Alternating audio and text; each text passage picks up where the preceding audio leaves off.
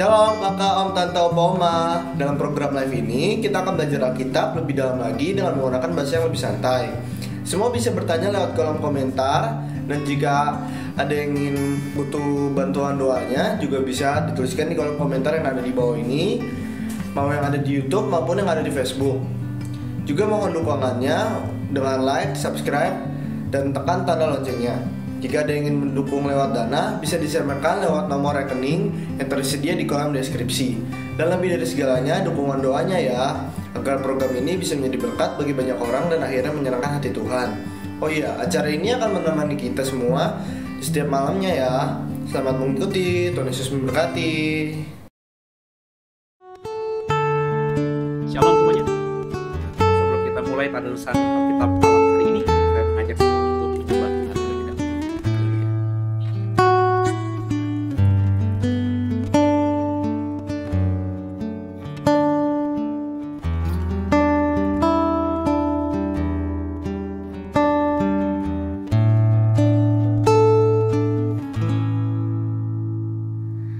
Kau hiasi kehidupanku dengan kemurahan-Mu. Kau rancangkan masa depanku penuh dengan harapan. Aku ada saat ini, semuanya karena kasih-Mu. Aku hidup hari ini, semua berkat kemurahan-Mu. Terima kasih Yesus, Engkau sangat baik, teramat baik bagiku.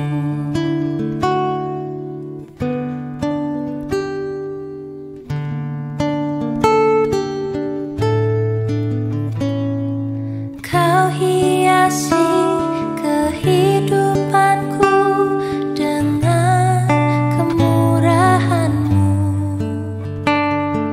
Kau rancangkan masa depanku penuh dengan harapan. Aku ada saat ini, semuanya karena kasih-Mu. Aku hidup hari ini, semua berkat kemurahan-Mu. Terima kasih Yesus, Engkau sangat baik. Oh, aku ada saat ini, semuanya karena kasih-Mu. Aku hidup hari ini, semua berkat kemurahan-Mu. Terima kasih Yesus, Engkau sungguh baik, teramat baik bagiku. Yesus, Engkau sungguh baik, teramat baik bagiku.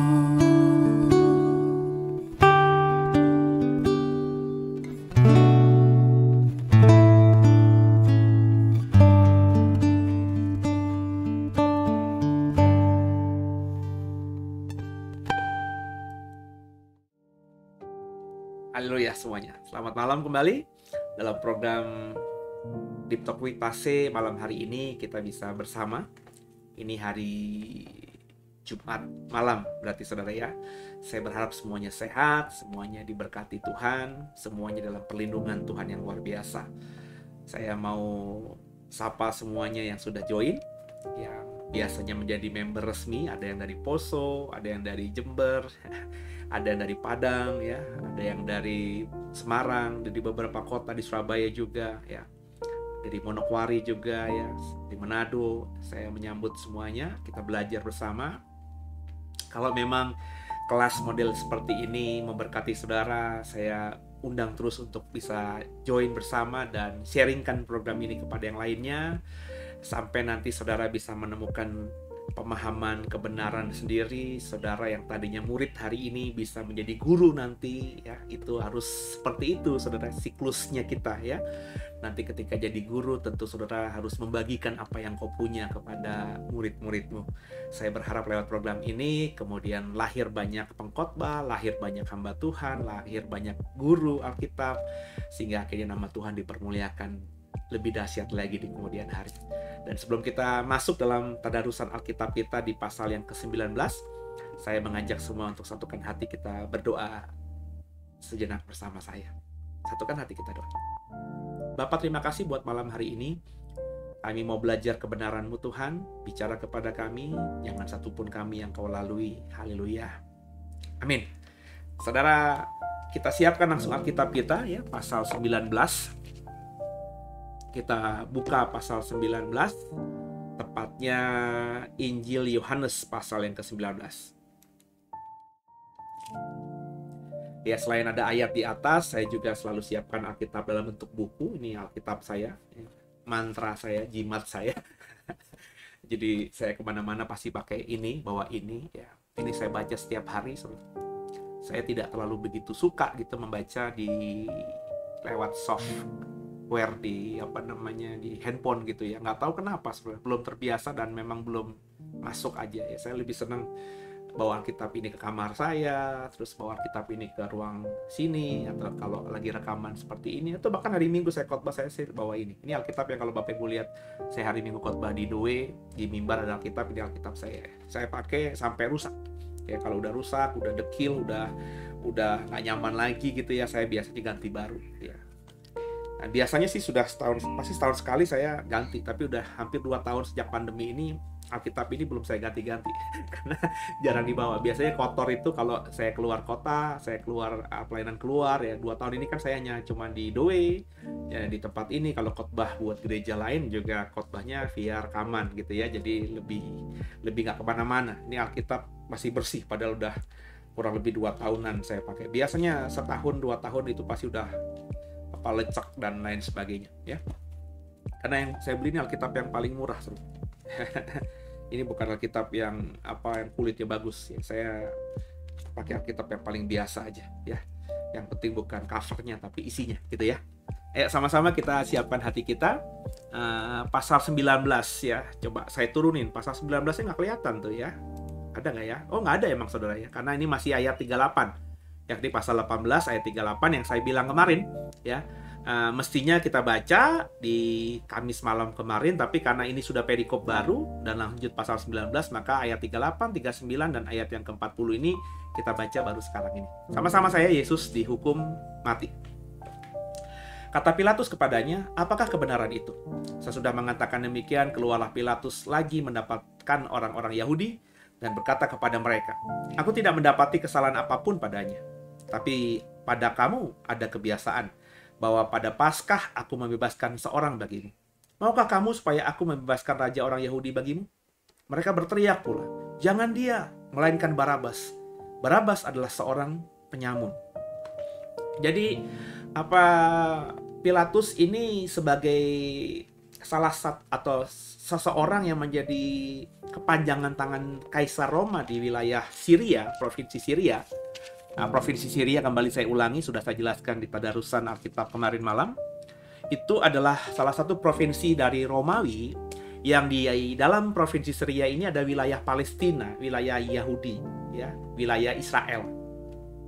Jadi Israel saat itu bukan lagi sebuah negara, tapi hanya bagian dari sebuah provinsi Kekaisaran Roma yang saat itu menjadi penguasa dunia, ya, yakni provinsi Syria. Ya, jadi penguasa Romawi di provinsi Syria itu adalah wali negeri dalam bahasa Alkitab terjemahan LAI. Pilatus yang kita baca ini. Ibu kotanya atau istananya, tempat dia berkuasa, markasnya orang Romawi di provinsi Syria adalah di Kaisarea, ya, yang diberikan nama seperti nama kaisar ya, Kaisarea ya. Jadi Pilatus ada di Yerusalem pada momen penangkapan Yesus, pada momen Yesus dihukum mati ini karena memang berkaitan dengan perayaan besar Yahudi yakni Paskah. Jadi orang Yahudi kan semuanya laki-laki harus ke Yerusalem. Maka untuk mengatasi kerumunan orang yang tiba-tiba penuh sesak atau memenuhi Yerusalem, harus ada power atau kekuasaan tertinggi yang merepresentasikan Roma di situ. Maka Pilatus ada di situ. Supaya kalau ada apa-apa cepat diambil keputusan, dan kalau ada Pilatus di situ, semua pasukan Romawi ya ada di sekitar Yerusalem, sehingga kalau ada orang-orang Yahudi yang berniat makar, ya, kita tahu dalam kelompok Yahudi ada orang zelot, ya, itu orang yang memang benar-benar selalu mencari masalah. Bahasa orang Romawi itu mungkin sama seperti bahasa kolonial Belanda kepada pejuang Indonesia, ekstremis gitu ya. Dan bagi orang Romawi, orang zelot itu ekstremis ya. Maka untuk menyiasati tidak terjadi hal-hal yang mengkhawatirkan, maka Pilatus sebagai penguasa Roma di tanah Syria itu ada di situ. Dan kalau pemimpinnya ada, maka pasukan Romawi kuat banget di Yerusalem, sehingga pemberontakan kecil kayak apapun, chaos kecil kayak apapun itu bisa dihindari. Dan di dalam momen perayaan besar Yahudi, biasanya ada hadiah yang diberikan oleh Romawi, yakni membebaskan seseorang yang ada di penjara mereka. Tentu orang yang diharapkan dibebaskan oleh orang Yahudi adalah orang yang dihormati. Ya, karena namanya politik, bisa jadi ada orang yang baik, yang dikagumi, yang dihormati, yang disayangi oleh orang Yahudi, yang ditangkap oleh Romawi, dan di momen Paskah ini biasanya kalau belum dihukum mati atau mengalami hanya hukuman penjara, itu bisa dibebaskan, ya, dikasih hadiah gitu ya. Seperti sekarang ini kalau 17 Agustus sementara ya, itu kan pemerintah ngasih remisi, pengurangan hukuman dan lain sebagainya ya. Nah, istilah-istilahnya saya kurang paham ya, tapi ada remisi, abolisi atau apalah gitu saudara ya. Saudara mungkin yang tahu nanti bisa taruh di kolom komentar supaya mempertambah wawasan saya juga. Tapi yang saya tahu biasanya ada pengurangan-pengurangan. Sama misalnya di hari raya Idul Fitri, maka narapidana yang beragama Islam yang dianggap bagus, konditinya bagus atau sikapnya bagus di lapas, itu biasa mengalami pengurangan hukuman. Kalau Natalan, para narapidana, orang-orang yang dipenjara karena sesuatu tapi beragama Kristen pun kalau konditinya bagus di dalam lapas itu, dalam pembinaan itu juga mengalami remisi, pengurangan hukuman. Yang tadinya misalnya hukumannya 12 tahun itu kalau baik terus di penjara, paling-paling dapat hanya mengalami 5 tahun paling lama. Ada remisi-remisi, pengurangan-pengurangan yang sangat signifikan saudara ya. Jadi itu rupanya sudah terjadi zaman dulu ya. Di momen Paskah, hari raya orang Yahudi, Pilatus ingin membebaskan seseorang yang Yahudi yang dipenjara, dan ditawarkan, apakah kau mau aku bebaskan raja orang Yahudi ini? Mereka bilang tidak ya. Mereka malah berteriak, jangan dia, melainkan Barabas.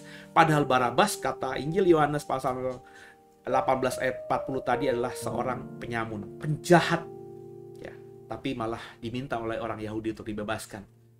Mereka lebih mau membebaskan penjahat yang jelas merugikan banyak orang di zaman itu sehingga dihukum, daripada membebaskan orang yang tak bersalah. Membebaskan Yesus itu haram bagi mereka, padahal Yesus hanya berbeda pendapat dengan dia, mengusik mereka saja. Saya bilang kalau orang Yahudi itu berarti dalam Injil Yohanes lebih kepada pemimpin Yahudi, imam-imam kepala, orang Farisi, orang Saduki, dan tentu di situ adalah mereka semua merepresentasikan imam besar Kayafas dalam hal ini, dan imam besar Hanas yang masih hidup saat itu juga. Lanjut ya, pasal 19 ayat 1. Lalu Pilatus mengambil Yesus dan menyuruh orang menyesah dia, ya, mencambuk dia. Ya. Cambukan yang diberikan mesti cambukan biasa saja gitu ya, bukan cambukan yang luar biasa gitu, yang seperti yang dialami oleh Yesus. Ya. Bukan bisa mengoyak tubuh, tapi cambukan biasa. Ya. Itu sesuatu yang biasa yang dilakukan oleh orang-orang kalau mau menghukum seseorang. Pilatus juga pernah Paulus juga pernah disesah. Ya, disesah itu dicambuk, tapi dicambuknya beda dengan cambuknya yang dialami oleh Yesus ini. Ya, kalau kita membaca tentang kenapa Yesus dicambuk dengan cara seperti itu, Bapak Ibu bisa nonton film Passion of the Christ ya. Bahwa Yesus dicambuk awalnya ya cambukan biasa saja.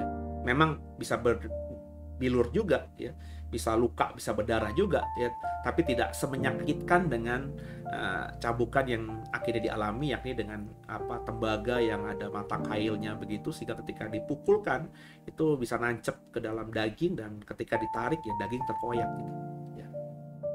Ini extraordinary. Meskipun memang ada cabukan-cabukan seperti itu, tapi biasanya dilakukan kalau orang yang mau disesah ini adalah orang yang memang penjahat atau pengkhianat atau apalah gitu, hukumannya yang memang berat begitu ya. Yesus tidak. Kenapa begitu ya? Mungkin ini bisa jadi diprovokasi juga oleh orang-orang Yahudi, sehingga ketika prajurit-prajurit Roma menyesah Yesus, mereka akhirnya tersulut emosinya ya. Mungkin juga ada yang dibayar oleh orang-orang Yahudi, kita nggak tahu ya, kita sedang berasumsi saja. Kalau salah ya maafkan, saya cuma pakai imajinasi saja ya. Karena mestinya Yesus tidak perlu disesah dengan cara yang menyakitkan seperti yang faktanya kita ketemu di Alkitab dan juga dalam sejarah gereja. Tapi itu yang dialami dia ya. Lanjut ayat 2. Prajurit-prajurit menganyam sebuah mahkota duri dan menaruhnya di atas kepalanya. Mereka memakaikan dia jubah ungu, dan sambil maju ke depan mereka berkata, "Salam hai raja orang Yahudi." Lalu mereka menampar mukanya. Nah, ini perhatikan juga. Ini kan sesuatu yang juga sebenarnya tidak perlu ya. Kalau Yesus hanya dihukum sesah, maka hal-hal seperti ini tidak perlu dilakukan oleh siapapun, termasuk prajurit Romawi dalam hal ini.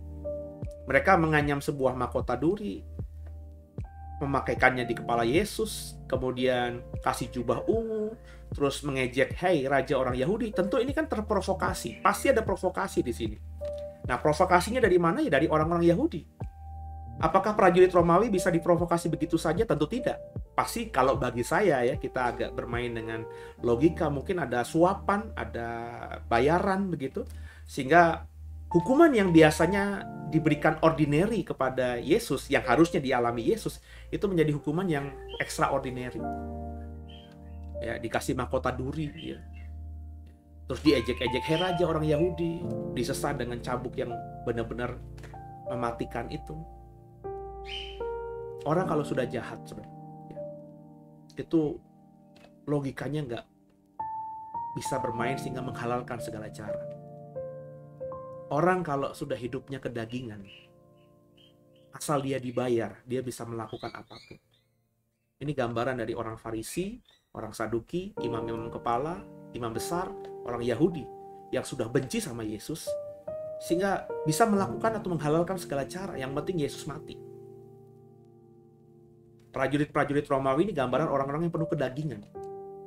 Pokoknya kalau udah hidupnya motivasinya hanya dunia, kenikmatan dunia, ya, itu pokoknya asal dia dapat keuntungan, dia bisa melakukan apapun.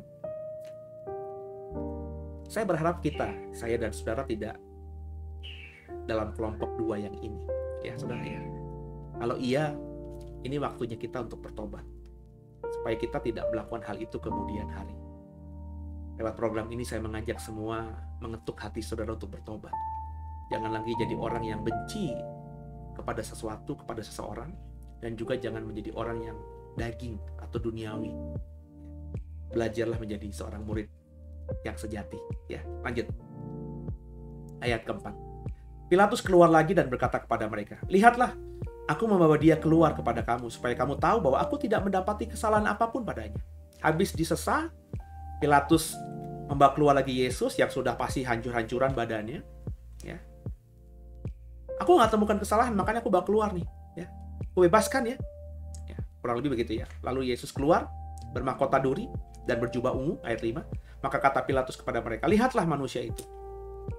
Ketika imam-imam kepala, penjaga-penjaga itu melihat dia, berteriaklah mereka, "Salibkan dia, salibkan dia." Kata Pilatus kepada mereka, "Ambil dia, salibkan dia, sebab aku tidak mendapati kesalahan apapun padanya."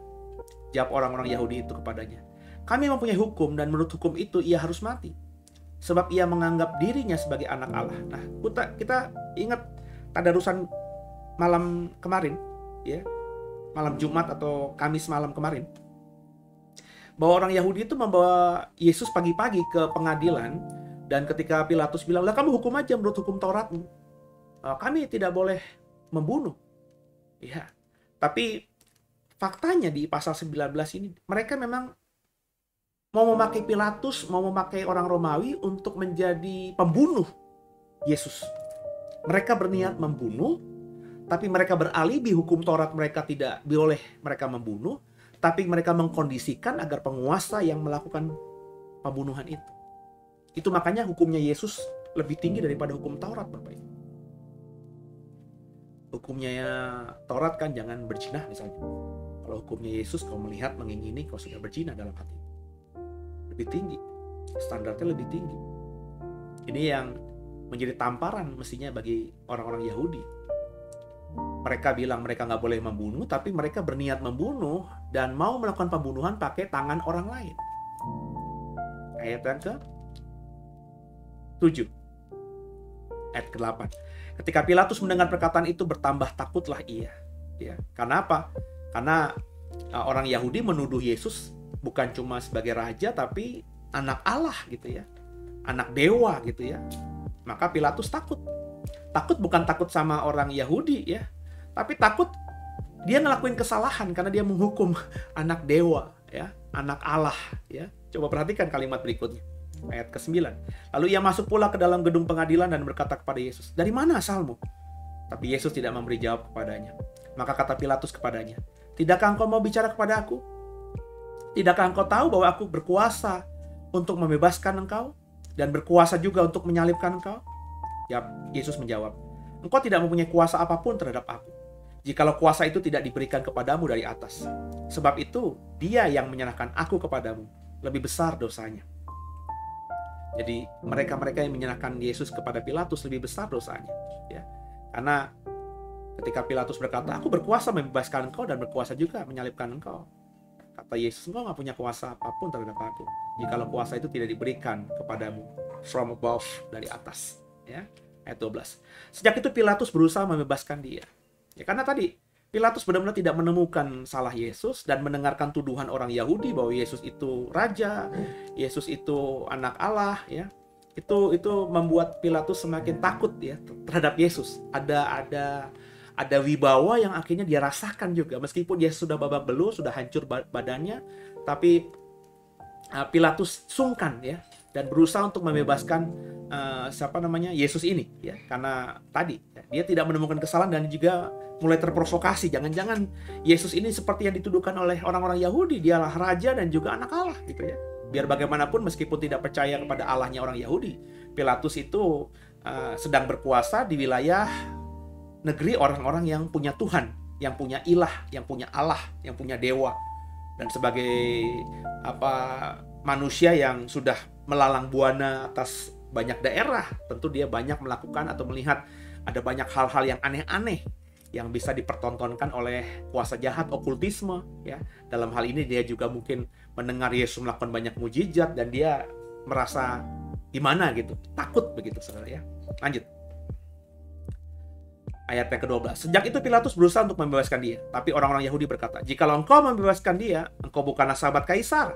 Setiap orang yang menganggap dirinya raja, ia melawan Kaisar." Nah, orang Yahudi memakai itu. Pilatus tidak menemukan kesalahan, maka diprovokasilah, dipancinglah. Kalau begitu kau tidak menjadi sahabat Kaisar, karena orang ini berkata dialah raja. Siapapun yang menganggap dirinya raja bukan sahabat Kaisar.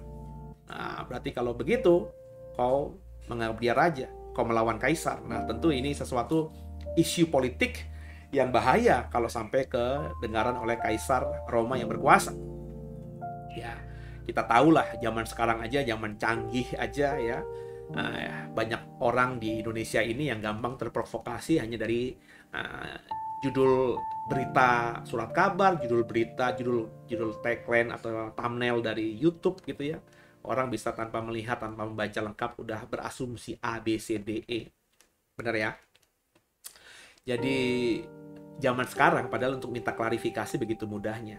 Tinggal WhatsApp aja selesai ya. Apalagi zaman dulu ya, dari Yerusalem ke Roma itu kan jauh sekali. Kalau tiba-tiba orang Yahudi marah dan mengirimkan utusan kepada Kaisar yang ada di Roma ya, dengar berita bahwa Pilatus membebaskan seorang yang mengaku dirinya di raja ya, Kaisar Roma bisa marah dan Pilatus bisa kehilangan segala-galanya ya. Ayat 13. Ketika Pilatus mendengar perkataan itu, ia menyuruh membawa Yesus keluar dan ia duduk di kursi pengadilan di tempat yang bernama Litos Trotos, dalam bahasa Ibrani Gabata, ya, kursi pengadilan. Hari itu ialah hari persiapan Paskah, kira-kira jam 12. Maka Pilatus kepada orang-orang Yahudi itu, "Inilah rajamu." Maka berteriaklah mereka, "Enyahkan dia, salibkan dia," kata Pilatus kepada mereka. "Haruskah aku menyalibkan rajamu?" Jawab imam-imam kepala, "Kami tidak mempunyai raja selain daripada Kaisar." Di hari Paskah, di hari di mana orang Yahudi memperingati kelepasan mereka dari perbudakan di Mesir, kelepasan yang mereka dapatkan dari Tuhan lewat perantaraan Musa. Tapi di hari perayaan Paskah yang sedemikian itu, mereka memilih untuk membunuh Tuhan. Ini suatu paradoks yang mungkin pada saat itu gak dipahami banyak orang, tapi kita yang membacanya peristiwa ini 2021 menjadi sesuatu yang paradoks. Hari Paskah mereka mestinya mengeluh-elukan Tuhan, bersyukur kepada Tuhan karena membebaskan nenek moyang mereka dari perbudakan di Mesir. Kalau tidak dibebaskan, mereka jadi budak di Mesir.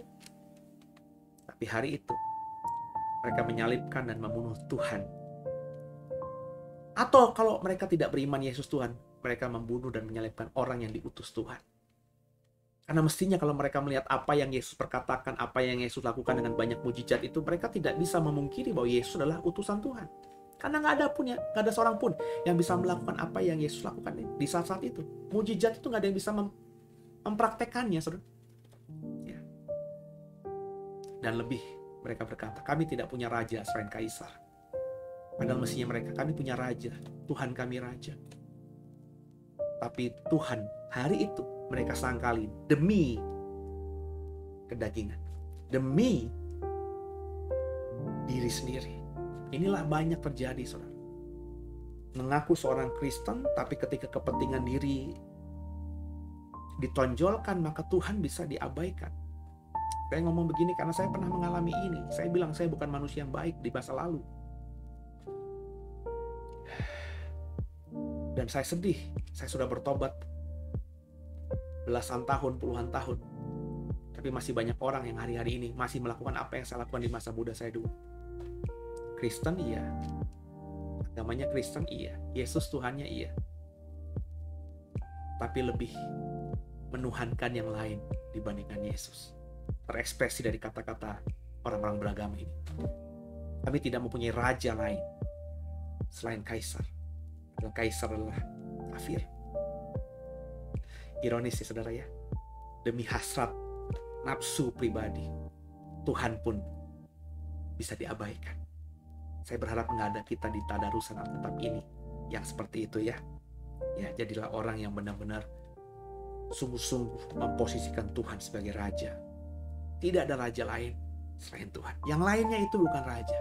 Ya, kita butuh yang lainnya, tapi kita lebih butuh raja kita. Siapa? Yesus Kristus, Tuhan Juru Selamat kita. Adalah raja kita. Lanjut. Yesus disalibkan, ayat 16. Akhirnya Pilatus menyerahkan Yesus kepada mereka untuk disalibkan. Mereka menerima Yesus, sambil memikul salibnya ia pergi keluar ke tempat yang bernama tempat tengkorak, dalam bahasa Ibrani Golgota. Dan di situ ya, ia disalibkan mereka bersama-sama dengan dia. Disalibkan juga dua orang lain sebelah menyebelah. Yesus di tengah-tengah. Jadi hari itu ada 3 orang yang sama-sama memikul salib, saudara. Sama-sama disalibkan, dan kebetulan Yesus disalib di tengah-tengah. Ini nggak kebetulan, tapi harus menggenapi apa nubuatan nabi-nabi di Perjanjian Lama, terutama Mazmur yang mengatakan bahwa lihat, dia bahkan harus mati di antara penjahat-penjahat. Ya. Kita sudah bahas itu di dalam tadarusan yang sebelumnya, bagaimana Yesus menubuatkan kematian dia. Ayat 19. Dan Pilatus menyuruh memasang juga tulisan di atas kayu salib itu. Bunyinya, Yesus orang Nazaret, Raja orang Yahudi. Banyak orang Yahudi yang membaca tulisan itu sebab tempat di mana Yesus disalibkan letaknya dekat kota. Dan kata-kata itu tertulis dalam bahasa Ibrani, bahasa Latin, dan bahasa Yunani. Ada 3 bahasa di situ. Ya, bahasa Ibrani, bahasa agama orang Yahudi. bahasa Latin, bahasa pergaulan sehari-hari orang Roma, dan juga bahasa Yunani. Maafkan saya, bahasa Latin yakni bahasa Romawi, bahasa hukum, dan bahasa Yunani, bahasa sehari-hari, bahasa pergaulan, bahasa internasional hari itu, yang bukan saja dikuasai oleh orang kafir, tapi juga oleh orang Yahudi. Ya. 3 kalimat dalam 3 bahasa berbeda itu kurang lebih intinya sama. Yesus orang Nazaret, raja orang Yahudi. Ayat 21. Maka kata imam-imam kepala orang Yahudi kepada Pilatus, "Jangan kau menulis raja orang Yahudi, tapi bahwa ia mengatakan aku adalah raja orang Yahudi." Jawab Pilatus, "Apa yang kutulis tetap kutulis." Nah, karena tadi kan, jadi Pilatus ingin ngebalikin kalau bagi saya ya. Kau yang bilang, kau yang tadi mengancam, kalian yang mengancam aku. Orang ini mengaku jadi raja. Ya. Kalau dia raja, maka dia bukan sahabat kaisar. Dan kalau kau tidak menghukum dia, maka kau melawan kaisar. Maka Pilatus mungkin kesel juga nih ya. Dirongrong kewibawaannya dengan politik yang seperti itu. Maka Pilatus mengikuti apa mau mereka, menyalibkan Yesus, tapi taruh Yesus orang Nazaret, raja orang Yahudi. Jadi lu mau ngomong apa? Mau bilang sama kaisar bahwa Yesus orang Yahudi, raja orang Yahudi? Ya benar, makanya gue salib. Kurang lebih gitu kata Paulus ya. Jadi akhirnya senjata makan tuan secara profetik, secara kenabian ya, nubuatan ya. Akhirnya orang-orang Yahudi kemakan omongannya sendiri. Dia menuduh Yesus adalah mengaku raja orang Yahudi ya. Dan akhirnya mereka harus terima ketika Pilatus taruh stempel raja orang Yahudi di atas salibnya Yesus. Sehingga orang otomatis yang nggak tahu apa-apa bisa membaca Yesus orang Nazaret, raja orang Yahudi. Dan itu yang nulis pasti Pilatus, pasti penguasa Roma. Ya, orang yang nggak tahu siapa Yesus tadinya, orang yang nggak kenal siapa Yesus tadinya. Kenapa nggak kenal? Karena banyak orang Yahudi yang dari luar tanah Palestina datang ke Yerusalem hari Paskah. Kalau orang wilayah Yerusalem, wilayah Tiberias, Danau Galilea mungkin sudah kenal Yesus karena Yesus banyak melakukan mujizat di Galilea dan Yudea. Tapi orang Yahudi yang dari luar negeri kan nggak tahu. Dan tempat Yesus disalibkan itu nggak, meskipun ada di luar kota, tapi nggak jauh dari kota, dan orang lalu lalang di situ menuju ke kota pasti lewat itu, maka pasti ngebaca Yesus orang Nazaret, raja orang Yahudi. Lanjut ya saudara ya, ayat 23. Sesudah prajurit-prajurit itu menyalibkan Yesus, mereka mengambil pakaiannya lalu membaginya menjadi 4 bagian untuk tiap-tiap prajurit 1 bagian, dan jubahnya juga mereka ambil. Jubah itu tidak berjahit, dari atas ke bawah hanya 1 tenunan saja. Coba logika. Kalau jubah itu murahan, kalau pakaiannya itu murahan, kira-kira dibagi nggak? Kira-kira mau diambil nggak sama orang Yahudi? Ya, dengan penekanan bahwa jubah itu tidak berjahit ya, dari atas ke bawah hanya 1 tenunan saja. Itu mengindikasikan bahwa jubah itu ya kain utuh gitu kan saudara. Bukan tempelan, bukan jahitan. Orang bisa buat baju dari banyak kain perca, kain sobek-sobekan. Ya, itu bagus saja, ada nilai seninya juga. Tapi kalau orang memakai baju yang utuh, berarti kan itu kain lebih banyak menggunakan kain gitu, saudara. Ya, yang dipakai. Ya, ini sekedar ilustrasi aja lah, saudara. Kalau Bapak Ibu di zaman-zaman seusia saya, di sekitar saya SMA tahun 90-an begitu. Itu t-shirt yang bagus sama t-shirt yang tidak bagus gampang. T-shirt bagus itu pasti tidak berjahit di sampingnya. T-shirt yang biasa, yang lokal, itu pasti ada jahitan di sampingnya. Itu saya tahu karena saya dulu bingung kok ada t-shirt harganya bisa puluhan ribu, ya bisa ratusan ribu, dan ada t-shirt yang harganya cuma belasan ribu saat saya SMA gitu ya. Kayaknya t-shirt harga 20.000 aja udah bagus banget gitu. Tapi ada jahitan, tapi ada t-shirt yang harganya lebih berkali lipat dari itu, ratusan ribu. Saya bingung, apa bedanya? Kainnya ya, saya orang awam sama aja, sablonannya sama aja. Jadi rupanya t-shirt yang import saat itu di usia saya SMA, kuliah awal gitu, tahun 94-an gitu ya. Itu semuanya tidak ada jahitannya. Jadi katanya nih apa namanya lebih bagus gitu. Kurang lebih seperti itu. Nah, itu pemahaman yang saya pakai gitu ya. Dan ketika saya selidiki juga ternyata itu mengindikasikan bahwa Yesus memang orang yang melayani Bapa dan menjadi orang yang diberkati secara apapun. Bukan secara roh tapi juga jasmani. Yesus gak pernah minta-minta makan. Yesus bahkan punya bendahara yang mengelola kas murid-murid, berarti kan dia punya pemasukan. Fakta bahwa 12 rasul-rasul, 12 murid Yesus itu bisa meninggalkan pekerjaan mereka. Sebagian besar penjala ikan jadi penjala manusia. Yang notabene gak punya nafkah ketika meninggalkan profesi nelayannya. Bagaimana dia bisa menafkahi istri dan anak-anaknya di kampung. Petrus punya mertua, berarti punya istri. Kalau punya istri, besar kemungkinan punya anak. Bagaimana Petrus tidak lagi menjadi nelayan. Waktu jadi nelayan saja nggak dapat ikan, mukanya kusut. Sepanjang hari sepanjang malam kami sudah menebar jala kiri kanan, nggak dapat juga. Ya. Kecewa dia, kesedih. Karena bawa pulang apa buat istri, buat anak. Tiba-tiba dia ngikut Yesus 3,5 tahun. Nggak ada penghasilan. Bagaimana bisa kasih makan dirinya, apalagi istri dan anaknya. Tapi mereka semua terpelihara. Yesus pernah menyembuhkan mertua Petrus. Berarti ketika rombongan Yesus sampai di kampung halamannya mertua Petrus, mereka disambut. Mertuanya menyambut. Ya, berarti kan mertuanya juga sadar bahwa Petrus meskipun meninggalkan anaknya yang notabene istrinya Petrus, anaknya masih ternafkahi. Nah, dari mana? Ya dari pemasukan yang didapat oleh murid-murid dan kelompok Yesus ini. Saya percaya banyak orang kaya yang mensupport pelayanan Yesus, yang kagum sama Yesus, yang mendukung. Bapak Ibu kalau nanti membaca Kisah Rasul, ada istri bendahara Herodes yang bahkan juga menjadi pengikut murid-murid. Jadi terlayani, terfasilitasi, tercukupi lah.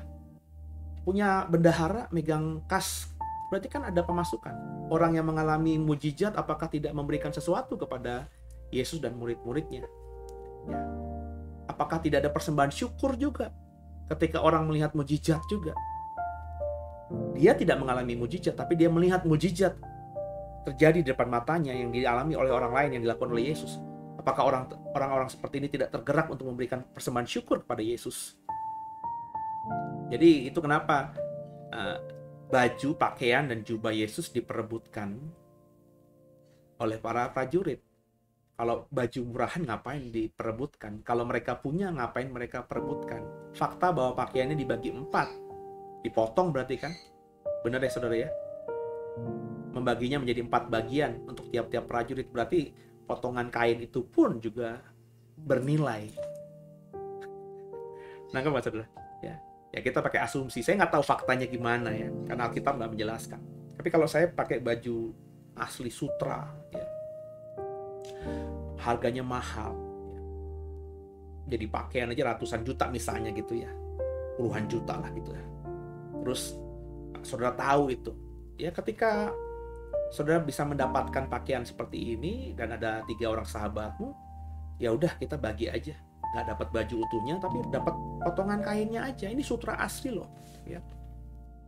Itu dipajang di bingkai aja saudara, jadi luar biasa. Apalagi yang memakainya saya misalnya. Yang saudara misalnya tanda kutip ya ngefans atau apalah gitu. Ya ini kan sesuatu yang masuk akal, yang logik saudara ya. Kalau baju itu jelek, murahan ya, baju karung biasa, ngapain diperebutkan dibagi sama para prajurit? Lanjut ya saudara ya, ayat 24. Karena itu mereka berkata seorang kepada yang lain, janganlah kita membaginya menjadi beberapa potong, tapi baiklah kita membuang undi untuk menentukan siapa yang mendapatkannya. Ini apa? Ini bicara mengenai jubahnya ya. Karena pakaiannya di ayat yang ke-23 sudah dibagi menjadi 4 bagian untuk tiap-tiap prajurit 1 bagian, dan jubahnya juga mereka ambil. Jubah ini tidak berjahit. Melihat jubah yang bagus tidak berjahit, yang utuh dari atas ke bawah ini, mereka bilang jangan dipotong ya, diundi aja ya. Karena ini mahal banget, ini bagus banget gitu ya, kurang lebih begitu ya.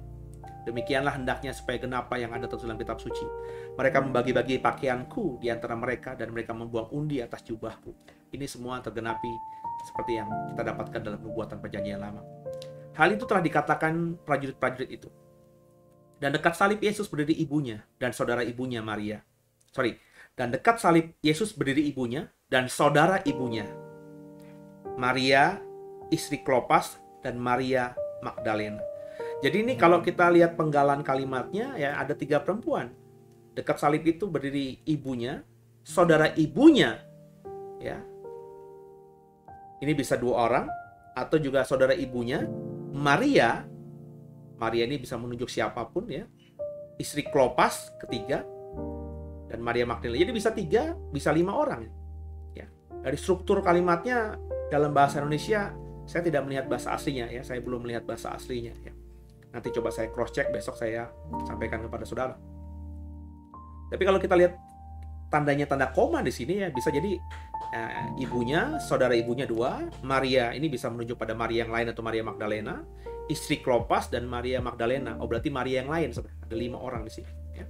Ketika Yesus melihat ibunya dan murid yang dikasihnya di sampingnya, berkatalah ia kepada ibunya, "Ibu, inilah anak." Nah, seperti saya bilang, ingat gak Yohanes pasal 2 ketika kita tadarusan? Ya. Yesus ada di perkawinan di Kana, ibunya juga yang diminta, yang tahu masalah yang sedang terjadi, anggur habis. Ibunya yang kebingungan. Ya kalau ibunya tamu biasa tentunya santai aja dia. Tapi saya percaya ibunya Yesus, Maria dalam hal ini agak bingung, agak ketakutan, agak khawatir. Karena melihat bahwa anggur habis. Dan dia menjadi khawatir karena mungkin yang saya tafsirkan yang menikah adalah kerabatnya. Dan karena tidak dicatat oleh Injil lain perkawinan di Kana ini, yang mencatat hanya Injil Yohanes, maka saya tafsirkan yang menikah adalah Yohanes. Nangkap saudara ya? Jadi Yesus dan Yohanes mungkin kerabat atau saudara jauh atau sepupu gitu. Maria mungkin tantenya Yohanes atau punya hubungan relasi saudara, meskipun tidak dekat dengan Zebedius atau istrinya. Jadi memang mereka sudah dekat begitu, ya. Makanya Yohanes juga tidak risih ketika dia bersandar atau duduk dekat dengan Yesus, ya. Bersandar gitu kalau di gambaran lukisan The Last Supper, ya. Dia kan seperti bersandar begitu, ya. Dia tidak merasa risih karena memang ada keterikatan persaudaraan, ada saudara, blood di situ, ya. Kakak ke adik. Itu makanya ketika Yesus berkata di atas kayu salib kepada ibunya, "Ibu, inilah anakmu," menunjuk kepada Yohanes, yakni murid yang dikasihinya. Bahasanya Yohanes selalu menggunakan bahasa seolah orang lain, ya. Kemudian katanya kepada muridnya itu, "Inilah ibumu." Dan sejak saat itu murid itu menerima dia dalam rumahnya. Jadi Yesus sebelum mati menyerahkan ibunya kepada Yohanes, "Tolong dijagalah, ya, dirawat.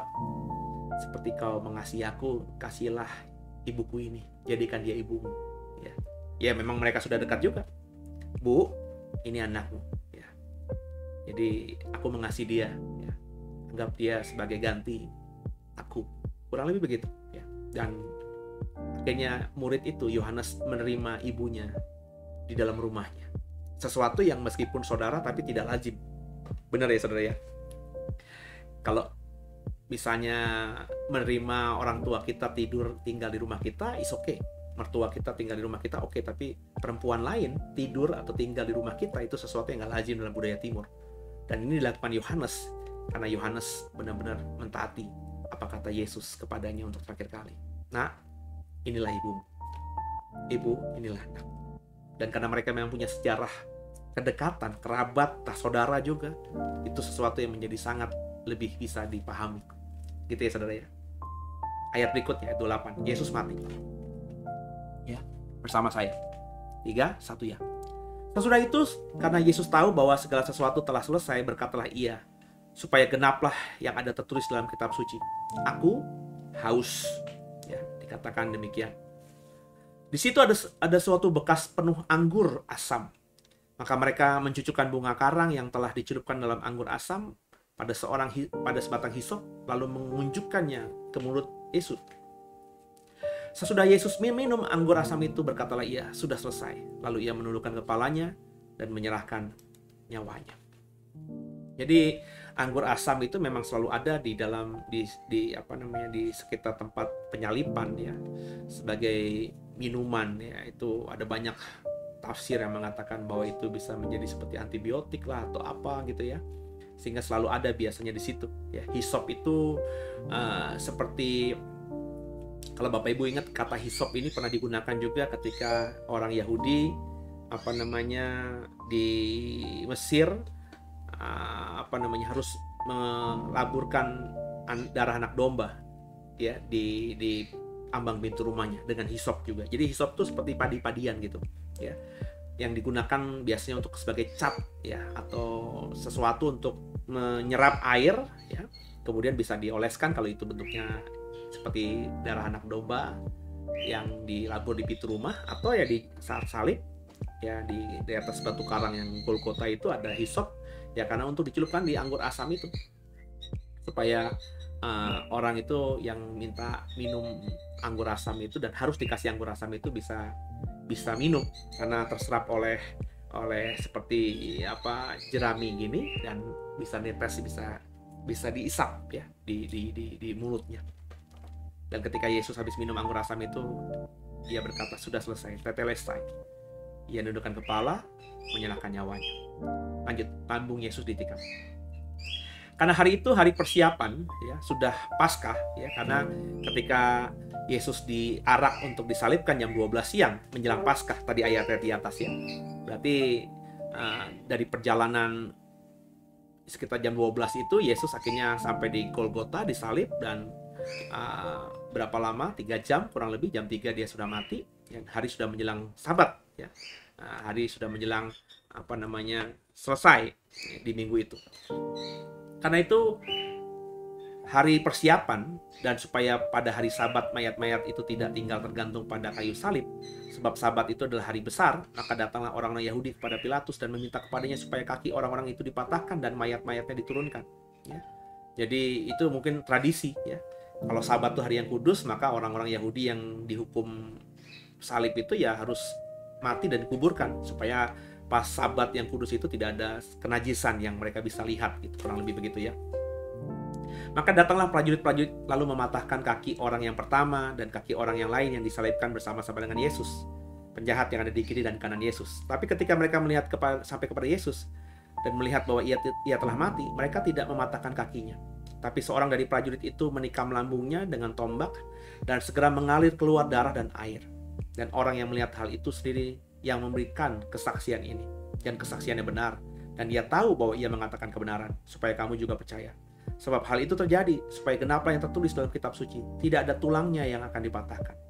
Dan ada pula nas yang mengatakan mereka akan memandang kepada dia yang telah mereka tikam.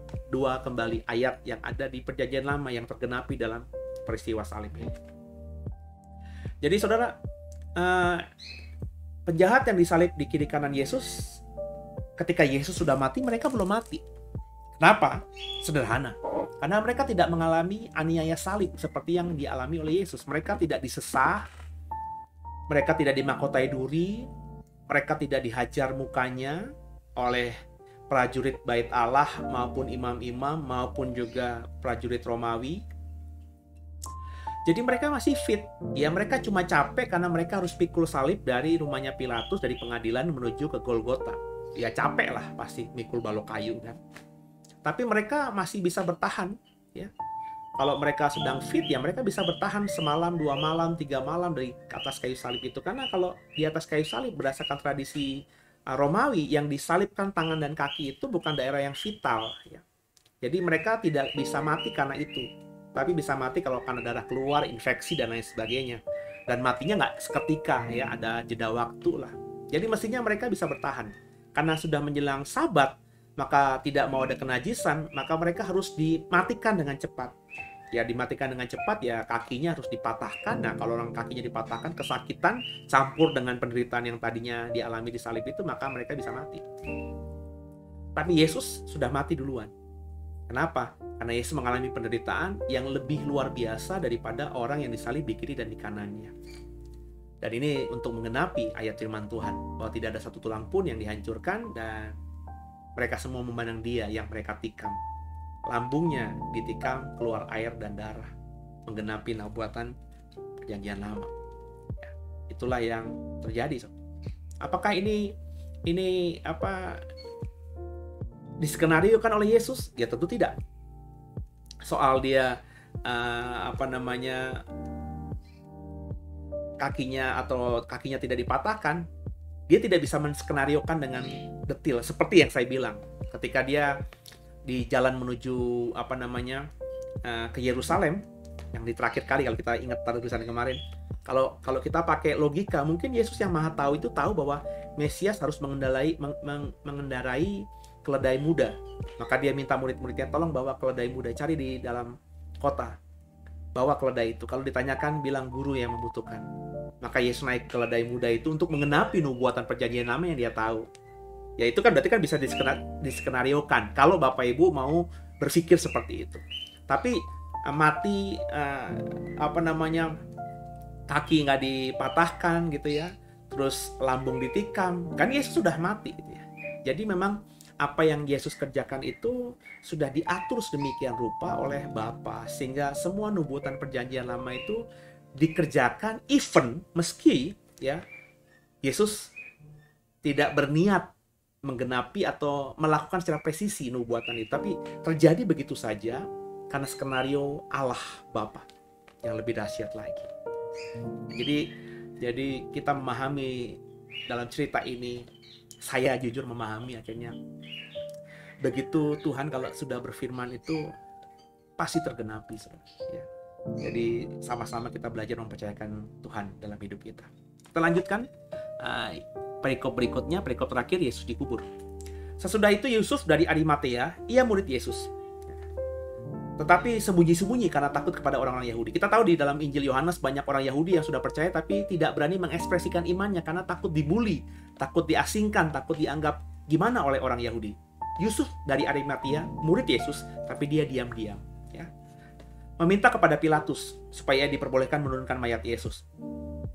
Dan Pilatus meluluskan permintaannya itu. Lalu datanglah ia dan menurunkan mayat itu. Juga Nikodemus datang ke situ. Dialah yang mula-mula datang waktu malam kepada Yesus. Ia membawa campuran minyak mur dengan minyak gaharu kira-kira 50 kati beratnya. Ya. Jadi dalam kisah Injil Yohanes kematian Yesus, Yesus dikuburkan dengan cara Yusuf Arimatea meminta kepada Pilatus agar Yesus bisa dikuburkan, diturunkan dan dikuburkan. Jadi meskipun yang meminta kepada Pilatus agar orang-orang yang disalib itu dibunuh sebelum Sabat adalah orang Yahudi, tapi orang Yahudi ketika melihat mereka sudah mati semuanya, nggak ada yang mau menguburkan. Ini sekali lagi sesuatu yang tidak konsisten antara ucapan dengan tindakan. Ya. Nah, kalau begitu kan tetap aja mayat ada di dalam di atas kayu salib. Di Sabat itu mereka masih bisa melihat mayat, masih ada yang najis gitu. Jadi mereka memang niatnya sudah jahat aja gitu, pengen ngebunuh aja, tapi nggak pernah peduli abis dibunuh mereka diapain, mayatnya diapain. Tapi murid Yesus minta kepada Pilatus. Punya akses kepada Pilatus, tentu Yusuf Arimatea ini bukan orang sembarangan. Banyak penafsir yang mengatakan dia termasuk orang yang terpandang di kota itu, orang kaya di tempat itu. Sekali lagi, kalau Yusuf Arimatea adalah orang kaya yang menjadi murid Yesus, maka bisa bayangkan dong, meskipun dia diam-diam, dia mensupport pelayanan Yesus. Dengan apa? Salah satunya dengan uang tentu. Dia kirimkan dengan budaknya, tolong kirimkan kepada guruku, ya, bilang dari aku. Tapi dia nggak datang, ya. Mungkin dia karena takut sama orang Yahudi, dia suruh budaknya, kamu dengarkan apa yang Yesus ajarkan. Nanti kamu pulang ceritakan kepada aku apa yang dia ajarkan. Silence, disciple, ya, murid yang diam tanda kutip. Jadi terjamin hidupnya Yesus. Orang kaya ini, Yusuf Arimatea menjadi muridnya. Ya. Diturunkan, kemudian Nikodemus ada di situ. Ya. Nikodemus membawa 50 kati berat, minyak mur dan minyak gaharu, minyak yang mahal, minyak yang untuk merempah-rempahi. Tapi sekali lagi, prosesi perempah-rempahan tubuh Yesus tidak seperti normal, ya, karena hari sudah menjelang Sabat. Yesus mati jam 3, kata Injil yang lain. Ya. Sabat sudah dimulai jam 6, 3 jam harus diselesaikan. Mereka harus sudah sampai sebelum jam 6, sebelum hari Sabat di rumah mereka masing-masing. Jadi meskipun Nikodemus, imam yang datang kepada Yesus di awal-awal Injil Yohanes yang kita bisa baca ceritanya, itu membawa minyak gaharu, minyak mur yang wangi untuk merempah-rempahi, tapi tidak bisa dirempah-rempahi dengan baik. Mungkin hanya disiram saja, lukanya tetap basah, tidak dimandikan. Dimandikan di mana? Wong di Bukit Golgota nggak ada air. Kalaupun ada air, gimana cara mandinya? Orang harus 3 jam selesai, ya. Jadi mungkin hanya disiramkan saja di sekujur mayat Yesus dan langsung dikasih kain kafan dan ditaruh di kuburan milik Yusuf Arimatea. Ayat 40. Mereka mengambil mayat Yesus, mengapaninya dengan kain lenan dan membubuhinya dengan rempah-rempah menurut adat Yahudi bila menguburkan mayat. Perhatikan baik-baik. Dirempah-rempahi iya, tapi tidak sesuai standar karena tadi ya, waktunya sudah mepet. Dekat tempat di mana Yesus disalibkan, ada sebuah taman dan dalam taman itu ada sebuah kubur yang baru yang di dalamnya belum pernah dimakamkan seseorang. Karena hari itu hari persiapan orang Yahudi, sedang kubur itu tidak jauh letaknya, maka mereka meletakkan mayat Yesus ke situ. Ini kubur yang dipercaya dimiliki oleh Yusuf Arimatea. Ya. Yang meminta mayat Yesus kan Yusuf Arimatea. Tentu dia ketika meminta mayat itu kepada Pilatus agar diturunkan untuk bisa dikuburkan, di otaknya sudah tahu mau dikuburin di mana gitu kan. Entah itu kuburannya atau dia punya rekan yang siap juga atau murid Yesus lainnya yang diam-diam menjadi murid Yesus yang memberikan kuburnya. Tolong dong, lo minta sama Pilatus, aku siapin kubur deh, tapi aku jangan nonjol ya, nanti ketahuan imam aku nanti akan diasingkan. Ya mungkin hal seperti itu bisa terjadi. Ya, tapi banyak penafsir yang mengatakan bahwa kubur itu milik Yusuf Arimatea. Tapi apakah milik Yusuf Arimatea sendiri? Itu ya walau alam. Karena Alkitab nggak mengatakan, paling tidak di Injil Yohanes ini, saudara. Tapi apakah itu kubur yang dimiliki oleh murid Yesus? Saya berani pastikan iya. Karena kalau yang punya imam besar, yang punya imam kepala nggak mungkin redo ya kubur baru mereka untuk dia dan keluarganya diberikan kepada musuh mereka, gitu kan? Berarti yang memberikan adalah orang yang menjadi murid Yesus, paling tidak orang yang bersimpati kepada Yesus. Dan itu mereka kerjakan dan meletakkan mayat Yesus di situ. Dan kalau kita baca kitab Injil lainnya, kubur itu ditutup dengan batu dan disegel ya, karena imam-imam kepala bicara kepada Pilatus, orang yang kita hukum mati tadi itu pernah berkata dia akan bangkit di hari ketiga, kurang lebih begitu. Ya, di Injil lain ya. Jadi saudara, kita sudah selesai ya di pasal 19. Puji Tuhan. Haleluya. Ya. Jadi besok hari Sabtu ya kita akan lanjutkan pasal 20 ya. Hari Minggu malam habis kita ibadah pasal 21 selesai Injil Yohanes, maka Senin kita akan masuk surat 1 Yohanes, 2 Yohanes, 3 Yohanes, dan nanti kita ngomongin Wahyu. Itu saudara ya. Dan saya berharap semua terus antusias, semua terus belajar. Saya mengundang semuanya untuk belajar. Kalau ada saran, masukan, bisa sampaikan di kolom live chat atau langsung bisa dijapri ke kolom komentar atau ke nomor WhatsApp yang ada di bawah ini ya, di kolom deskripsi juga ada. Kalau memang saudara memberikan masukan untuk saya secara pribadi, maka pasti akan disampaikan kepada saya, dan kalau itu bisa kita kerjakan dan demi kebaikan, maka pasti akan kita kerjakan. Terima kasih buat kebersamaannya di malam hari ini, saudara. Dan kita akan akhiri program ini. Sekali lagi saya mohon dukungan doa. Tinggal beberapa hari lagi The Way Convention ini diadakan. Doa agar semakin rapi, semakin baik, dan di hari H kita bisa menyuguhkan program 12 jam nonstop ini dengan bagus. Kami semuanya amatir, tapi kami mau belajar untuk beri yang terbaik sama Tuhan ya. Nanti saudara tolong bantu juga diberikan penilaian, bukan untuk kesombongan tapi buat masukan. Karena program-program digital ministry kami semakin hari nanti akan semakin sering ya. Yang program terdekat kami akan bikin suatu acara sebulan sekali ya. Kemudian juga nanti ada Natalan sebentar lagi ya, kita akan bikin program yang digital ministry juga yang fokus untuk dalam dunia digital. Tentu masukan dari saudara, penilaian dari saudara tentang apa yang sudah kami kerjakan nanti di tanggal 17 itu sangat kami butuhkan ya. Paling tidak kalau dianggap kurang baik tidak akan kami ulangi, kalau dianggap baik kami bisa pertajam lagi. Terlebih kalau sudah punya ide yang lebih baik lagi, lebih tajam lagi ya, dengan senang hati, dengan sukacita saya akan bisa menerimanya dan juga mengakomodirnya. Kalau itu demi kemuliaan nama Tuhan, kita akan usahakan sungguh-sungguh ya. Terima kasih buat dukungan selama ini, dan doa saudara, dan juga lewat beberapa saudara saya tahu punya hati untuk menabur, memberkati program digital ministry kami ini. Tuhan Yesus memberkati ya. Saya nggak tahu siapa ya. Kadang-kadang kalau saya lihat laporannya gitu ya di di M-Banking, saya cuma tahu nama doang tapi tidak kenal ya, nama itu nama siapa ya. Maafkan saya, tapi saya berdoa, saya percaya Tuhan kenal saudara ya. Saya hanya tumpangi tangan dan melepaskan berkat dan nama yang menabur persembahan atau ucapan syukurnya untuk mendukung program digital ministry ini. Tapi saya percaya Tuhan yang kau layani, Tuhan tahu bahwa kau memberikan semua itu taburannya untuk dia, ya, dan dia pasti tidak akan berhutang. Diberkatilah dirimu, apa yang kau tabur itu yang kau tuai. Terima kasih buat kebersamaannya selama ini. Ya, kita berharap lewat program ini banyak orang dimenangkan. Boleh disiarkan saudara ya kepada yang lainnya. Tundukkan kepala untuk kita akhiri doa dan taruhan kita di malam hari ini. Tundukkan kepala kita doa. Makasih Tuhan buat malam hari ini. Kami diberkati oleh tadarusan Injil Yohanes pasal yang ke-19. Tuhan, ampuni salah dosa kami. Yesus Kristus adalah Tuhan Juru Selamat kami yang hidup. Makasih buat kematian di atas kayu salib untuk menebus dosa kami. Kami serahkan tubuh jiwa roh kami kepadamu Tuhan, seperti Engkau memberikannya kepada Bapa, kami berikan kepadamu. Oleh Yesus, pemilik hidup dan tubuh kami, ke dalam tangan-Mu lah kami berserah. Haleluya. Amin. Semoga diberkati. Sampaikan salam saya buat orang yang kau cintai. Doa saya menyertai saudara. Selamat istirahat. Sampai ketemu di hari Sabtu malam. Tuhan Yesus memberkati. Haleluya.